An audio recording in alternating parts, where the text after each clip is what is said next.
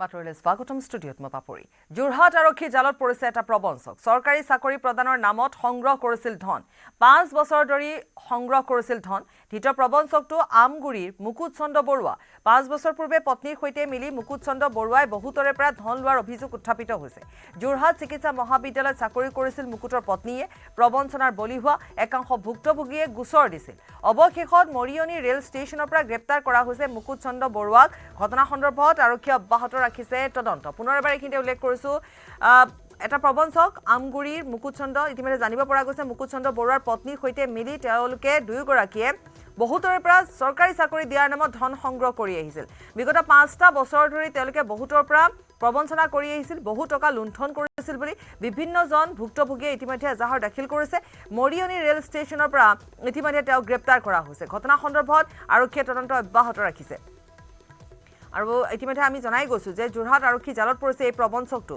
চৰকাৰী চাকৰি প্ৰদানৰ নামত সংগ্ৰহ কৰিছিল ধন 5 বছৰ পূৰ্বৰে পৰা তেওঁলোকে ধন সংগ্ৰহ কৰি আহিছিল আৰু তাৰ পিছতে ভুক্তভোগীয়ে অৱশেষত তেওঁলোকে আৰক্ষীক জনাইছে জেএমচিএইচত মুকুটৰ পত্নীয়ে চাকৰি কৰিছিল আৰু তাৰে সুবাদতে এনে ধৰণে ধন সংগ্ৰহ কৰা বুলি বিভিন্নজনে অভিযোগ উত্থাপন কৰিছে আৰু বিভিন্নজনক তেওঁলোকে প্ৰতিশ্ৰুতি দিছিল সেই টকা দিলে তেওঁলোকে চৰকাৰী চাকৰি দিব পাৰিব বুলি কাৰণ যেহেতু জেএমচিএইচত চাকৰি কৰিছিল মুকুটৰ পত্নীয়ে গতিকে সেইবাবে বহুতে সেই কথা বিশ্বাসতো লৈছিল কিন্তু অৱশেষত যেহেতু গোটেই চাকৰি নোপোৱাৰ পিছতে ৰাইজৰ ভুল ভাঙিল আৰু তাৰ পিছতে তেওঁলোকে এজাহাৰ দাখিল কৰিছে আৰক্ষীক অৱগত কৰিছে আৰু অৱশেষত এই প্ৰবঞ্চকটোক আৰক্ষীয়ে গ্ৰেপ্তাৰ কৰিবলৈ সক্ষম হৈছে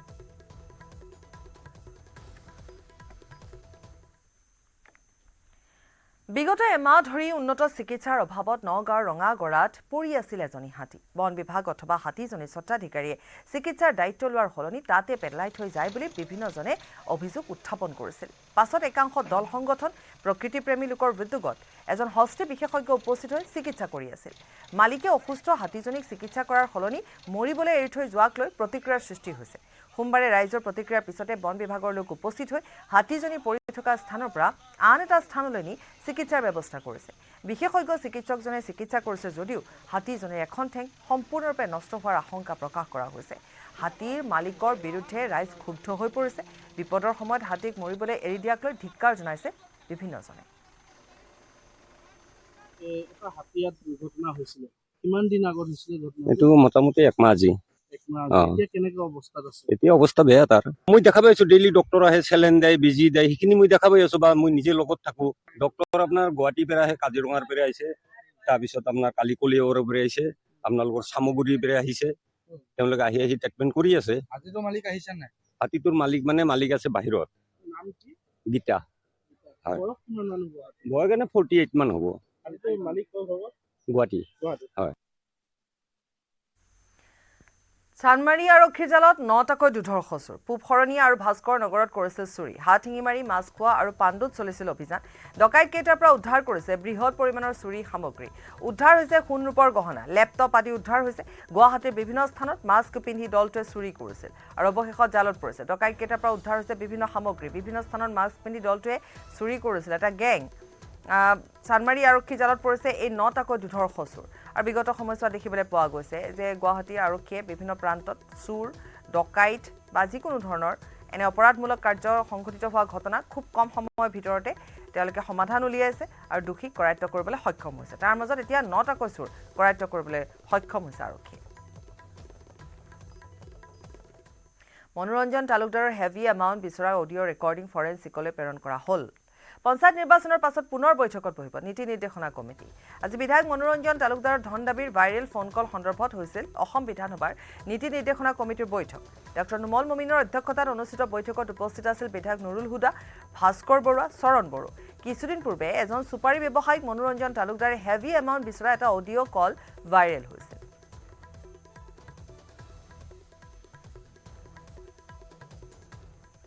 আৰু কোকৰাঝাৰৰ চিডিপিঅ সূৰ্য বৰুৱাই দুৰ্নীতিৰে গঢ়িছিল সম্পত্তিৰ পাহাৰ সূৰ্য বৰুৱাৰ স্কৰ্পিঅ বাহনৰ পৰা জব্দ হ'ল 3,50,000 টকা সিএম ভিজিলেন্সে জব্দ কৰিছে টকাখিনি এটা বেগত গাড়ীৰ ভিতৰত ৰাখিছিল টকাখিনি সিএম ভিজিলেন্সে জব্দ কৰিছে সূৰ্য বৰুৱাৰ দুখনকৈ বিলাসী বাহনৰ ভিতৰৰ পৰা জব্দ কৰা হৈছে বহু গুৰুত্বপূৰ্ণ নথিপত্ৰ সূৰ্য বৰুৱাৰ এখন স্কৰ্পিঅ বাহন জব্দ কৰা হৈছে 12খনকৈ বিলাসী বাহন থকাৰ তথ্য লাভ কৰিছে সিএম ভিজিলেন্সে তাৰ ভিতৰত BMW আছে ফৰ্চুনাৰ আছে, স্কৰপিঅ, হাৰ্লি ডেভিছন বাইক আছে সূৰ্য বৰুৱাৰ।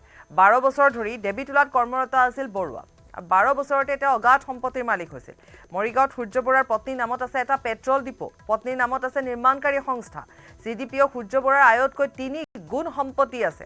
পূৰ্বে ঘৰত অভিযান চলাই জব্দ কৰিছিল 38 লাখ টকা। সূৰ্য বৰুৱাৰ ঘৰৰ পৰা এটা .32 পিষ্টল, 44 জেক গুলী, সোণৰ গহনাও জব্দ কৰিছে CM ভিজিলেন্সে। গুৰেশ্বৰৰ মহৰীপাৰা টেঙাঝাৰত এমাহ ধৰি সন্ধানহীন হৈ আছিল এজন লোক। অৱশেষত লোকজনক মুমূৰ্ষু অৱস্থাত উদ্ধাৰ কৰা হৈছে। উদ্ধাৰ হোৱা ব্যক্তিজনৰ দেহত আঘাতৰ চিন স্পষ্ট হৈ আছে। এই সন্দৰ্ভত গুৰেশ্বৰ থানাত ইতিমধ্যে পৰিয়ালটোৱে এজাহাৰ দাখিল কৰিছে। টেঙাঝাৰ নিবাসী নিপেন কলিতাই 25 ফেব্ৰুৱাৰীত ঘৰৰ পৰা কামলৈ বুলি ওলাই গৈ এমাহ ধৰি সন্ধানহীন হৈ আছিল। 3 এপ্ৰিলত গাঁৱৰে খেলপথাৰত ব্যক্তিগৰাকীক মুমূৰ্ষু অৱস্থাত কোনো লোকে উদ্ধাৰ কৰে। মূৰত গুৰুতৰভাৱে আঘাত পোৱাত ব্যক্তিগৰাকীক গুৰেশ্বৰৰ সামূহিক চিকিৎসালয়ত ভৰ্তি কৰোৱায়। কিন্তু এতিয়ালৈকে লোকজনে কথা ক'ব পৰা অৱস্থাত নাই। পৰিয়ালৰ লোকে সন্দেহ প্ৰকাশ কৰিছে যে কোনো ঘনিষ্ঠ ব্যক্তিয়ে নিপন কলিতাক অপহৰণ কৰি মাৰধৰ কৰি এমাহৰ পিছত গাঁৱৰে খেলপথাৰত মুমূৰ্ষু অৱস্থাত পেলাই থৈ গৈছে। মৰাণৰ সমীপৰ বামুণবাৰীত আছু নেতাক প্ৰহাৰ আৰু পৰিয়ালৰ লোকক প্ৰাণী মৰাৰ ভাবুকি দিয়াক লৈ প্ৰতিক্ৰিয়া অব্যাহত আছে। আজি সম্পূৰ্ণৰূপে বন্ধ হৈ পৰিছে সমগ্ৰ বামুণবাৰী। নিৰাপত্তাৰক্ষীয়ে ঘেৰি ৰাখিছে সমগ্ৰ অঞ্চল। ঘটনা সন্দৰ্ভত 3জনক আটক আৰক্ষীৰ। সদৌ ডিব্ৰুগড় জিলা ছাত্ৰ সন্থাৰ সাংগঠনিক সম্পাদক তন্ময় বৰগোহাঁই 20-25 জনীয়া দলে বিনা কাৰণত প্ৰহাৰ কৰাৰ অভিযোগ। তন্ময় বৰগোহাঁইৰ পৰিয়ালৰ লোকক প্ৰাণী মৰাৰ ভাবুকি দিয়াৰ লগতে বাসগৃহ জ্বলাই দিয়াৰো ভাবুকি প্ৰদান। আদি দেৱ নামৰ এজন লোকৰ নেতৃত্বত 20ৰ পৰা 25 জনীয়া দলটোৱে তন্ময় বৰগোহাঁইক ঘৰৰ পৰা চুচুৰাই নি উপৰ্যুপৰি প্ৰহাৰ কৰে। যোৱাকালি লেঙেৰী আঞ্চলিক ছাত্ৰ সন্থাৰ সতীৰ্থ সদৌ ডিব্ৰুগড় জিলা ছাত্ৰ সন্থাৰ সাংগঠনিক সম্পাদক তন্ময় বুঢ়াগোহাঁইক যিটো অনা অসমীয়া দলে আক্ৰমণ কৰিলে, ঘৰত সোমাই আচলতে তেওঁলোকে যি ব্যৱহাৰ কৰিলে তাক আমি গৰিহণা দিছোঁ। লেঙেৰী আঞ্চলিক ছাত্ৰ সন্থাই আমি দাবী কৰিছোঁ যেতিয়ালৈকে অসমীয়াক আক্ৰমণ কৰা অনা অসমীয়া দলটোক পুলিচ বিভাগে যেতিয়ালৈকে কঠোৰ ব্যৱস্থা গ্ৰহণ নকৰে, তেওঁলোকক চালান নিদিয়ে, তেতিয়ালৈকে বামুণবাৰী বন্ধ থাকিব। যেতিয়ালৈকে তেওঁলোকে জেলত প্ৰেৰণ নকৰে তেওঁলোকক, তেতিয়ালৈকে বামুণবাৰী সম্পূৰ্ণৰূপে বন্ধ হ'ব, এয়া আমাৰ দাবী। প্ৰায় 3জনক আমি গম পোৱা মতে তেওঁলোকে গ্ৰেপ্তাৰ কৰিছে। প্ৰায় 25জনীয়া দল এটা আছিল।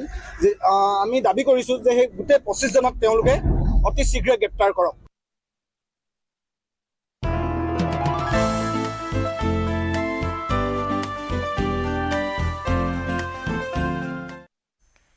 কাজিৰঙা তেণ্ডুলকাৰ।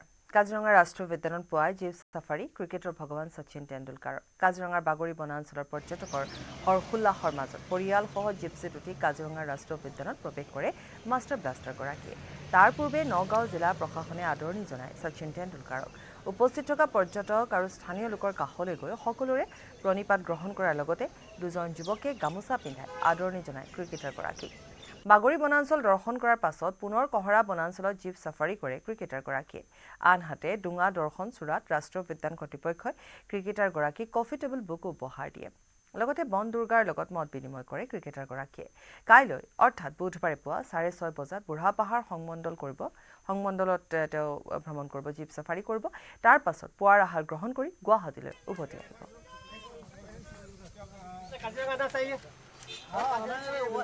सर टाइगर देखा आपने? सर टाइगर देखा आपने, कैसा लगा सर? सर टाइगर देखा आपने? और देखेंगे, अब तक दिखा नहीं है। हाँ देखेंगे, ढूंढेंगे। सर कैसा लगा वाइल्ड सफारी का? खाना बहुत कुछ देखा हम। क्या बोलेंगे टाइगर देखा आपने? टाइगर देखा वर्ल्ड का आदमी को क्या बोले, काजीरंगा आना चाहिए? हाँ आना चाहिए, बिल्कुल आना चाहिए। सर टाइगर देखा आपने? हम इसीलिए आए। सर टाइगर देखा आपने, कैसा लगा सर? अभी ढूंढेंगे और देखेंगे। सर टाइगर देखा आपने? और देखेंगे, अब तक दिखा नहीं है। हाँ अब देखेंगे, ढूंढेंगे। सर कैसा लगा वाइल्ड खाना सफारी खाना का? क्या खा, खाना आसामीज फूड। वाइल्ड सफारी कैसा लगा सर? বুজাব নোৱাৰা এইটো আনন্দ আৰু ভাবা নাছিলোঁ কেতিয়াও। আৰু চবতকৈ ভাল কথা শচীন ছাৰে যিখন গামোচা লৈ গৈছে, বৰ্তমান মই দিয়া গামোচাখন এখনে গামোচা আছে বৰ্তমান, যিখন লৈ গৈছে এখন মই দিয়া গামোচা। গতিকে কিমান এটা মানে ভাল লাগিব, আনন্দ কিমান লাগিছে সেই কথাষাৰ মানে মই ভাষাৰে বুজাব নোৱাৰিম। আৰু আমি গুৱাহাটী বৰাগাঁও বুলি হয়, গুৱাহাটী বৰাগাঁৱৰ পৰা আহিছিলোঁ। আৰু মানে সপোন সাৰ্থক হ'ল আৰু এনেকুৱা এটা মানে ভবা নাছিলোঁ একচুৱেলি মানে এনেকুৱা এটা মানে সুযোগ পাম আৰু যেতিয়া বন বিভাগ ছাৰহঁতৰ অনুমতি লৈছিলোঁ তেখেতসকলৰ প্ৰট'কল মতে আমাক মানে পাৰ্মিশ্যন দিয়া নাছিলে আৰু মই যদি যাওঁ বা মোক দিব দিলে যথেষ্ট ইয়াত মানে অনুৰাগী আছে তেখেতসকলক দিব লাগিব আৰু আমি যেতিয়া শচীন ছাৰক গামোচাখন দেখাই মাতিলোঁ শচীন ছাৰ 2-3 কিন্তু গাড়ীৰ পৰা এনেকৈ হাত দিছে আৰু মাতাৰ লগে লগে আহিছে আৰু গামোচাখন দিলোঁ আৰু সপোন এটা মানে পূৰা হৈ গ'ল আৰু ক্ৰিকেটৰ ভগৱান শচীন তেণ্ডুলকাৰ ডাঙৰীয়া আহিলে আজি দৰ্শন কৰিলে বাগৰি বনাঞ্চল আৰু চাইটিঙো খুব ভাল হৈছে তেওঁ পৰিয়ালো অত্যন্ত সুখী সিমানে আৰু কি ক'ব খুব ভাল লগা মুহূৰ্ত গোটেইখিনিয়ে দেখিছে মানে আপোনাৰ ৰাইনো দেখিছে বাফেলো দেখিছে গোটেইখিনি ভাল লাগিছে চাইটিংটো খুব ভাল হোৱাৰ কাৰণে তেখেতসকলেও মনটো ভাল হৈ গৈছে তেজপুৰৰ 12হলীয়া জীৱন্তে অগ্নিদগ্ধ হৈ মৃত্যু যুৱ অধিবক্তাৰ শুই থকা অৱস্থাতে অগ্নিদগ্ধ হৈ মৃত্যু হৈছে অধিবক্তা বিকাশ শৰ্মাৰ জ্যেষ্ঠ ভগ্নীৰ সৈতে ঘৰত বাস কৰিছিল য'ত সম্পূৰ্ণৰূপে ঘৰটো জ্বলা গৈছে অগ্নিকাণ্ডত কথমপি জ্যেষ্ঠ ভগ্নীৰ প্ৰাণ ৰক্ষা কৰিছে ওচৰ চুবুৰীয়াই জ্যেষ্ঠ ভগ্নীৰ প্ৰাণ ৰক্ষা কৰিছে অগ্নি নিৰ্বাপক বাহিনীয়ে জুই নিৰ্বাপিত কৰে কিন্তু তেতিয়ালৈকে মৃত্যু হৈছিল বিকাশৰ ঘটনাস্থলীত আৰক্ষী উপস্থিত হৈ মৃতদেহ উদ্ধাৰ কৰি মৰণোত্তৰ পৰীক্ষাৰ বাবে প্ৰেৰণ কৰিছে আৰু পুৱাৰ ভাগতে ঘটনাস্থলীত বিধায়ক পৃথ্বীৰাজ ৰাভাও উপস্থিত হৈ পৰিস্থিতিৰ বুজ লয় আজি পুৱা প্ৰায় 6 বাজি কিমান মিনিটত হঠাৎ বিকাশ শৰ্মা তেজপুৰৰ এজন জনপ্ৰিয় উকিল তেখেতৰ ঘৰত জুই লাগে আৰু জুই লগাৰ ফলত যিহেতু বিকাশ শৰ্মা বা তেওঁৰ ভগ্নী শুই আছিলে শুই থকাৰ কাৰণে হয়তো উঠিব নোৱাৰিলে কিবা কাৰণে জুই আগুৰি ধৰিলে বিকাশ শৰ্মাৰ মৃত্যু হ'ল আৰু তেওঁৰ ভগ্নীক উদ্ধাৰ কৰা হ'ল খুব দুখৰ কথা ককাই বায়েক একেলগে আছিলেগৈ ঘৰটোত ইতিমধ্যে তেওঁ মৃত্যুবৰণ কৰিছে তেওঁক পষ্টমৰ্টেম কৰিবৰ কাৰণে তেজপুৰ মেডিকেল কলেজ হস্পিটেললৈ লৈ যোৱা হৈছে পৰৱৰ্তী সময়ত আমি গোটেই 12হলীয়া বুলি কয় এই অঞ্চলটোক 12হলীয়াৰ ৰাইজে ইয়াত উপস্থিত আছে উপস্থিত থাকি পৰৱৰ্তী কি কৰিব পাৰি কি কৰিব নোৱাৰি জিলা প্ৰশাসনৰ কথা পাতি আমি ব্যৱস্থা গ্ৰহণ কৰিবলৈ চেষ্টা কৰি আছোঁ প্ৰথম মই শুই আছিলোঁ মোৰ ভাইটিয়ে প্ৰথম দেখিলে যে ভেণ্টিলেশ্যনৰ পৰা ধোঁৱা ওলাইছে সি মোক জগাই দিলে আমি ওলাই আহি দেখিলোঁ যে জুই লাগিছে তো আমি লগে লগে তৎক্ষণাত ফায়াৰ ব্ৰিগেডত ফোন কৰিলোঁ মই পৰিৱেশত আমি সকলোৱে মানে মইনাবাক চিঞৰিছোঁ মইনাবাকৰ ভিতৰত আছিলে যেনিবা মইনাবাক সাৰ পাই বেক চাইডে ৱালেদি আমি তেখেতক ওলাই লৈ আহিলোঁ বাহিৰলৈ ওলাই আহিলে তাৰপিছত আমি সুধিলোঁ ভিতৰত কোন আছে ক'লে যে বিকাশ আছে আমি তাৰপিছত চিঞৰ বাখৰ লগা মানে তেতিয়ালৈকে খিৰিকী এইখন পূৰা সম্পূৰ্ণ জুই আহিছে দুৰ্ভাগ্যজনক ঘটনা এজন যুৱ অধিবক্তা জীৱনতে অগ্নিদগ্ধ হ'বলগীয়া হ'ল আৰু খুব চোকা ল'ৰা আছিল আৰ্চাৰীও খেলিছিল গতিকে আমি মৰ্মাহত এটা যুৱ প্ৰতিভা এনেকৈ হেৰাই যাবলগীয়া হৈছে অকালতে আৰু আপুনি গম পাইছে যে তেওঁলোকৰ ঘৰত ইলেক্ট্ৰিচিটি কানেকশ্যন নাছিলে আজি কেইবছৰমানৰ পৰা গতিকে কেনেকৈ জুই লাগিল সেইটো এটা বিশ্বাসযোগ্য বিষয় গতিকে তদন্তত পৰৱৰ্তী পৰ্যায়ত ওলাব নতুন দিল্লীৰ ভাৰত মণ্ডপমত ৰাইজিং ভাৰত দিল্লী দুদিনীয়াকৈ অনুষ্ঠিত হৈছে ৰাইজিং ভাৰত কেইবাগৰাকীও কেন্দ্ৰীয় মন্ত্ৰীয়ে অংশ লৈছে ৰাইজিং ভাৰত অনুষ্ঠানত ডনৰ মন্ত্ৰী জ্যোতিৰাদিত্য সিন্ধিয়াও উপস্থিত ৰাইজিং ভাৰতৰ কাৰ্যসূচীত ভৌগোলিক পৰিধি ভাঙি নৱপ্ৰজন্মৰে সংযোগ এই বিষয়ক লৈ আজি ৰাইজিং ভাৰতত মত বিনিময় কৰে ডনৰ মন্ত্ৰী জ্যোতিৰাদিত্য সিন্ধিয়াই জ্যোতিৰাদিত্য সিন্ধিয়াই ৰাইজিং ইণ্ডিয়াত ক'লে বিগত 10 বছৰত উত্তৰ পূৰ্বাঞ্চলত আন্তঃগাঁথনিৰ উন্নয়নৰ কথা First up, your thoughts on Esther's performance and as Minister for the Northeast, is Northeast connecting with the rest of Bharat as it should have over the last many decades, at least in the recent times? Is it happening? Let's start from there. So we saw the unbelievable potential of our youth, and I'm not going to attribute it to a particular region. Esther is one of our, I believe, one of our Navratnas of our country. And you have this potential across the length and breadth of our land. As Sonal and Zaka were mentioning in their opening remarks, it's youth that brings about change. It's youth that brings about transformation. And today in India, we have close to about 70% of India, which is below the age of 35. We're talking about a population of close to 980 million youth in our country. Now that sounds very easy when the words roll out of your mouth, but that's 3 times the population of the United States of America. That's twice the population of combined Europe. That's the potential that India today holds out not only for the region, but for the world.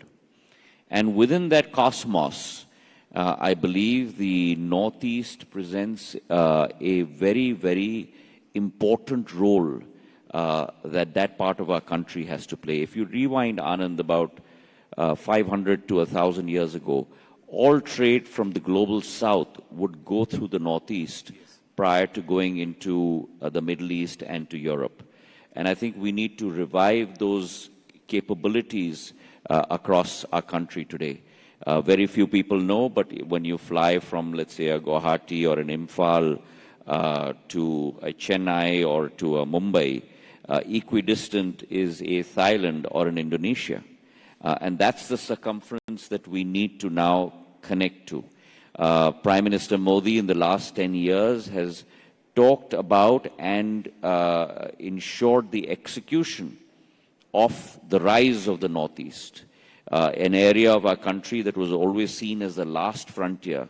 He has transformed into the first frontier of the country. And across infrastructure, if you look at the number of airports, we had 9 airports in the Northeast 10 years ago. 2 states did not even have a single airport, Arunachal Pradesh and Sikkim. Today from 9, we have 17 airports in the Northeast. From close to about 10,000 kilometers of national highways, we have 16,000 kilometers of national highways. From a single waterway, we have close to 20 waterways. Railways are going to connect every state capital over the next year, year and a half in the Northeast. So infrastructure is all pervasive across the Northeast, and it's on that foundation that you've today seen companies like the Tata Group set up a semiconductor fab nowhere else in the country but in Assam. 27,000 crore worth of investment, and the amount of direct and indirect positive externalities that will bring to that area is unbelievable in the coming days. Rising ইণ্ডিয়াৰ প্ৰথমটো দিনৰ অনুষ্ঠান মিজোৰামৰ শিশু শিল্পীৰ এটা দলে গীত নৃত্যৰে মুকলি কৰে। মা তুঝে সালাম শীৰ্ষক গীত পৰিৱেশন তথা নৃত্য আপ্লুত কৰি তোলে সকলোকে। सबसे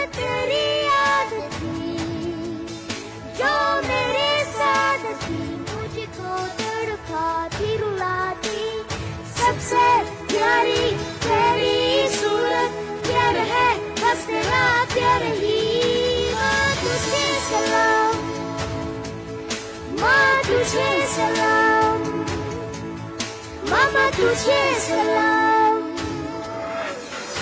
वंदे मातरम वंदे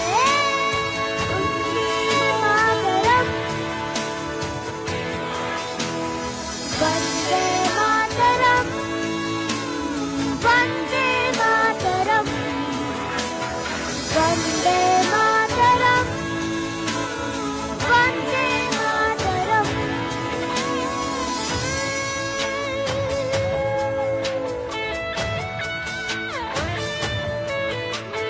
तेरे पास ही मैं आ रहा हूँ, अपनी बाहें खोल दे, से मुझको गले लगा ले, मुझको भी वो प्यार दे।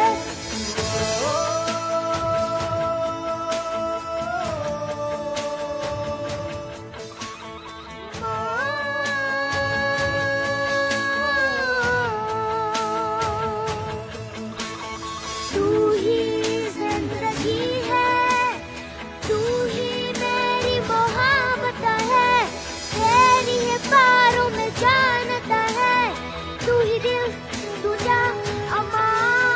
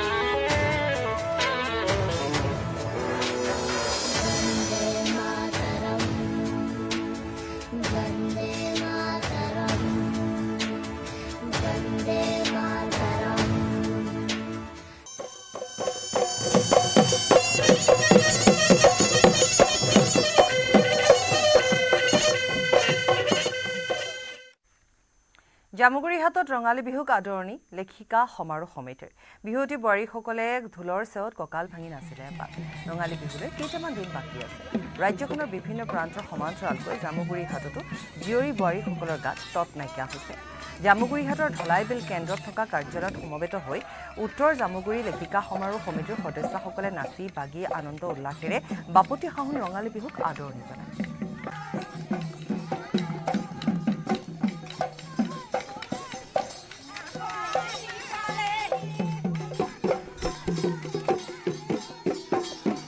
এপাহৰ ৰঙালী বিহুক আদৰিবলৈ ইতিমধ্যে সাজু হৈছে প্ৰত্যেকগৰাকী অসমীয়া ৰাজ্যৰ প্ৰান্তে প্ৰান্তে এতিয়া বিহুৰ আখৰাত ব্যস্ত হৈ পৰিছে বিহুৱা বিহুৱতীসকল পিছ পৰি ৰোৱা নাই চৰাইদেউ সমন্বয় বিহু দল ৰাজ্যৰ বিভিন্ন বিহু মঞ্চত ৰাইজৰ সমাদৰ লাভ কৰিবলৈ সক্ষম হোৱা চৰাইদেউ সমন্বয় বিহু দলে অব্যাহত ৰাখিছে বিহুৰ আখৰা গৃহস্থৰ চোতালৰ লগতে মঞ্চতো বিহু প্ৰদৰ্শন কৰিব আৰু প্ৰতিযোগিতাৰ বাবেও সাজু হৈ উঠিছে